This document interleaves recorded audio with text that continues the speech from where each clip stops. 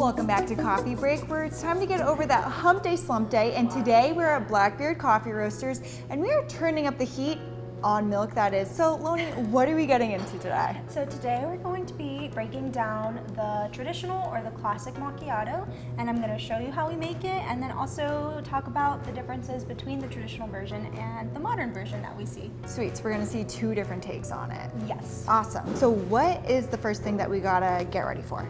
So for the macchiato, it is usually the traditional version, that is. Yep. It is usually going to be a tiny beverage like this, which Okay. might be shocking to a lot of people who love to get their caramel macchiatos when they go to Starbucks. So we're going to break down the traditional version and then show you an example of what one you could get at a different coffee shop. And you have normal size hands. I have giant hands, so this is literally gonna look like a little baby teacup. Yeah, it's a little baby beverage.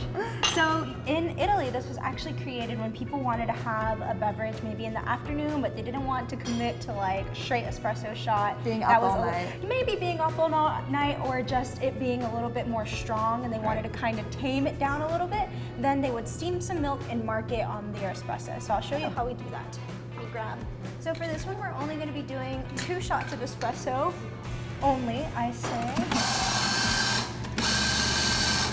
Like usual, as you've seen in the previous segments, we're gonna tamp our espresso down. I could be pulling it straight into the cup, but instead I'm gonna use this one so that I can indicate exactly how many ounces I'm using for my espresso shot. All right, and while that's going, I'm gonna get my pitcher ready so I can steam my milk. So we're gonna get that and we'll start steaming. So this is going to be steaming 4 ounces of milk, but we're not gonna use all of the milk. Because like I said, the macchiato just requires a tiny bit of steamed milk on top. So really that's all we're gonna do. So we have our 2 components, the espresso and the steamed and frothed milk. So as you can see, it has a little bit more of a cloudy, foamy texture.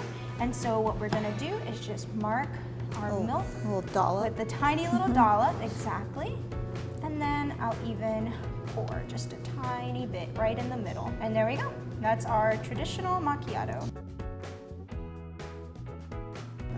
All right, so we've had the traditional version of the macchiato. Now we're gonna see the more modern take. Yes, I can show you the other version that we offer here in the shop.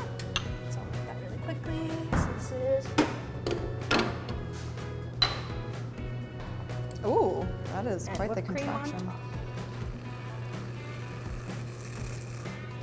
Do you want to try this one? Yeah.